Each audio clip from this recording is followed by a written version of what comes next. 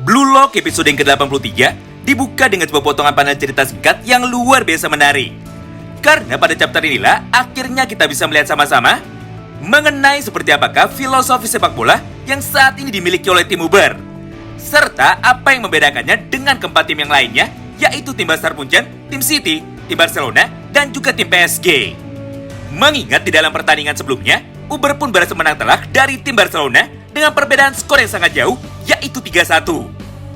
Oleh karena itu, demi menjawab semua rasa penasaran kita, dan juga memberitahu kita semua seperti apakah gaya permainan yang diajarkan oleh Marco Snuffy, maka di satu chapter yang sama ini, pengarang dari manga Kuchibiru ini pun seketika langsung menjawabnya melalui beberapa potongan panel cerita yang nantinya akan kami tampilkan di layar. So, bagi kalian yang penasaran dan ingin tahu seperti apakah cerita lengkapnya, maka kalian bisa simak terus ya video ini sampai habis. Blue Lock episode yang ke-83 berjudul Pekerjaan, di mana pada halaman pertama ini, kita pun seketika langsung ditunjukkan mengenai ekspresi dari semua orang di dalam lapangan tepat setelah Isagioji berhasil mencetak gol yang pertama. Mulai dari Alexis Ness, Michael Kaiser, Don Lorenzo, bahkan sampai si Raja Badut itu sendiri, yaitu King Baru. Karena faktanya tidak ada satupun dari mereka yang menyangka bahwa seorang Isagioji mampu menunjukkan sebuah permainan solonya melawan 18 orang pemain lain yang ada di dalam lapangan, baik itu pemain dari tim bertahan lawan ataupun pemain dari timnya sendiri. Namun di antara semua pemain lain yang saat itu nampak sangat terkejut, ternyata hal yang sebaliknya justru malah terlihat dari sudut pandang Don Lorenzo. Mengingat pada panel itu, Lorenzo pun segera berjalan menuju ke arah Isagioji sambil berkata seperti ini kepadanya. Haha, aku sangat suka dengan semua permainanmu barusan. Tapi entah kenapa, semua orang yang ada di dalam kompetisi ini malah menganggapmu sebagai pemain yang lemah. Apalagi mereka pun hanya memberikan gaji tahunan kepadamu sebesar 50 juta yen saja. Padahal jelas sekali bahwa kelas permainanmu itu sudah setara sama seperti Michael Kaiser. Berdasarkan hal itu, maka mulai sekarang aku pun akan menganggapmu sebagai seorang striker atau sebagai penyerang utama juga. Oleh karena itu, jangan harap kau bisa mencetak satu gol pun lagi selama aku bermain untuk menjaga lini pertahanan kami. Mendengar ucapan dari Lorenzo itu, Isagi pun sama sekali tidak gentar. Bahkan di momen yang sama tersebut, dia pun tanpa pikir panjang seketika langsung menjawabnya. Baiklah, tidak masalah siapapun yang akan menjagaku, aku tidak akan pernah kalah. Scene pun kini berpindah. Setelah beberapa saat berlalu, kini peluit tanda dimulainya kick-off yang kedua pun seketika langsung dibunyikan, dan pertandingan di antara kedua tim tersebut pun akhirnya kembali dilanjutkan. Di mana pada momen itu, Lorenzo pun dengan cepat segera memberikan sebuah perintah singkatnya kepada para pemain lain dengan berkata seperti ini. Dengar, sekarang adalah waktunya untuk bekerja.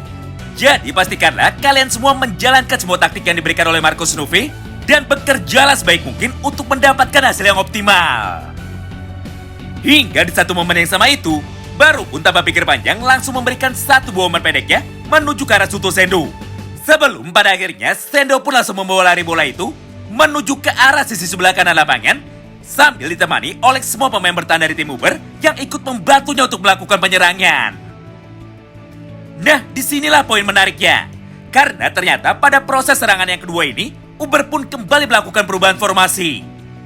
Di satu sisi, Lorenzo sekarang malah mundur jauh ke belakang untuk menjaga lini pertahanan mereka. Sedangkan di sisi lain, Nico yang awalnya adalah seorang pemain bertahan, kini seketika dia pun langsung maju ke depan untuk menjadi seorang playmaker. Demi membantu Kimbaru mencari celah untuk bisa mencetak gol pembalik keadaan. Yap, semua hal itu bukanlah tanpa alasan. Karena selain Isagi dan Kaiser yang memiliki kemampuan metavision, nyatanya di dalam tim Uber terdapat dua orang pemain kuat lainnya yang memiliki kemampuan vision juga. Walaupun cara penggunaannya sedikit berbeda dengan vision milik Isagi Yoji dan juga milik Kaiser. Mereka adalah Nico Iki dan juga Oliver Raikou.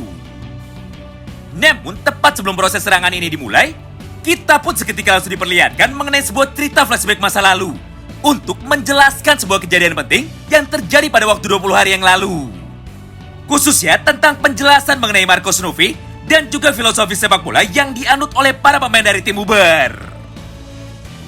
Singkat cerita, Snuffy adalah seorang ahli strategi yang jenius. Bahkan jauh lebih jenius daripada Lavinho ataupun Noel Noah. Di mana pada momen itu, Dia pun tanpa pikir panjang seketika langsung berkata kepada para pemain dari tim Uber bahwa di dunia sepak bola profesional tidak ada yang namanya mimpi ataupun cita-cita. Karena semua itu hanyalah angan-angan dari anak kecil saja. Mengingat realitanya di dunia nyata, kehidupan di dalam dunia sepak bola sangatlah keras sekali. Jadi daripada membicarakan mimpi seperti Chris Prince, Snoofy pun lebih menekankan sebuah filosofi sepak bola realita melalui perkataan seperti ini.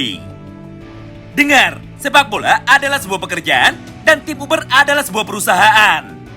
Dengan begitu, maka akulah orang yang akan menjadi presidennya dan kalianlah orang yang akan menjadi pegawainya. Oleh karena itu, serahkan semua urusan strategi dari tim ini kepadaku. Dan yang perlu kalian lakukan selama ada di dalam tim Uber hanyalah mendengar serta mengikuti perintahku saja.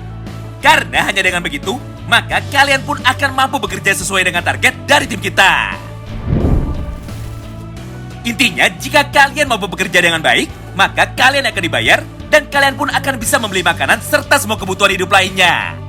Tapi jika pada akhirnya kalian sudah berusaha semaksimal mungkin namun hasilnya tetap kalah, maka akulah orang yang pantas untuk disalahkan, bukan kalian semua.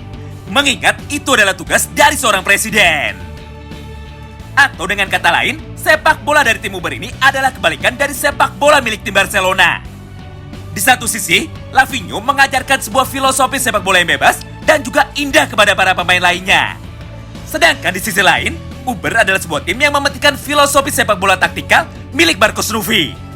Di mana rincian dari taktik yang akan mereka gunakan ketika bermain di dalam lapangan, semuanya dibuat secara langsung oleh Marco Snoofy itu sendiri dalam beberapa susunan rencana berlapis. Dan semua pemain yang ada di dalam lapangan wajib mengikuti peraturan dan juga ketentuan yang sudah dibuat oleh Marco Snoofy. Bahkan saking ketatnya aturan dari tim Uber, Aiku yang pada saat itu nampak sangat terkesan seketika langsung berkata bahwa secara tidak langsung memilih bergabung ke dalam tim Uber sama saja dengan memilih bergabung ke dalam sebuah akademi militer dan bergabung menjadi seorang tentara. Nah, semua momen cerita masa lalu tersebut pun berlangsung dalam tempo yang sangat singkat. Hingga pada panel berikutnya, Shin pun kini kembali berpindah lagi menuju ke dalam lapangan.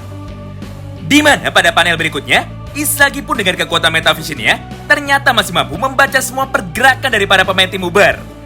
Sampai di satu momen yang sama itu, dia pun dengan cepat langsung melompat lebih dulu di hadapan baru lagi untuk memotong jalur umpan dari mereka dan menggagalkan skema serangan cepat dari tim Uber. Tapi sayangnya kali ini Isagi lah yang harus dibuat kecewa. Karena tepat setelah dirinya berhasil mendarat di tanah, maka di saat yang bersamaan muncullah 3-4 orang pemain tengah dari tim Uber yang langsung berlari dengan cepat menuju ke arah Isagi Yoichi untuk melakukan sebuah pressing yang sangat ketat kepadanya. Melihat semua kejadian itu di depan matanya, Isagi pun seketika nampak sangat terkejut. Karena faktanya dirinya sama sekali tidak menyangka bahwa sistem pertahanan dari tim Uber bisa dilakukan di mana saja, baik itu di area pertahanannya sendiri ataupun di area pertahanan lawan.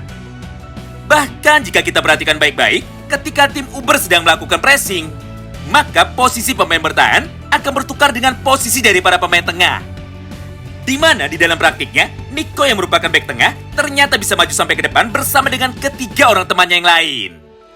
Hingga pada akhirnya, Nico pun berhasil merebut bola itu dengan sempurna dari kaki Isagi dengan menggunakan kekuatan metavisionnya juga untuk membaca permainan Isagi Yoichi sambil berkata seperti ini kepada Isagi. "Hah, kau terlalu lambat Isagi. Karena kenyataannya, kau berhasil terkena pancingan dan juga jebakan kami untuk mencuri bola itu dari baru. Sampai pada kesempatan ini, kami pun sudah menunggu kehadiranmu di sini untuk bisa kembali mencuri bola tersebut." Nah, mulai dari sanalah, pola serangan balik super brutal dari para pemain tim Uber pun seketika langsung dijalankan. Di mana kali ini Nico Ikila yang akan berperan sebagai pusat permainan mereka dan Barola yang akan kembali dijadikan umpan untuk bisa mencetak gol pembalik keadaan. Itulah semua potongan alur cerita singkat dari manga Kuchibiru episode yang ke-83. Terima kasih banyak yang sudah simak video ini sampai habis ya. Sampai jumpa lagi di pembahasan selanjutnya dan salam baku hantam.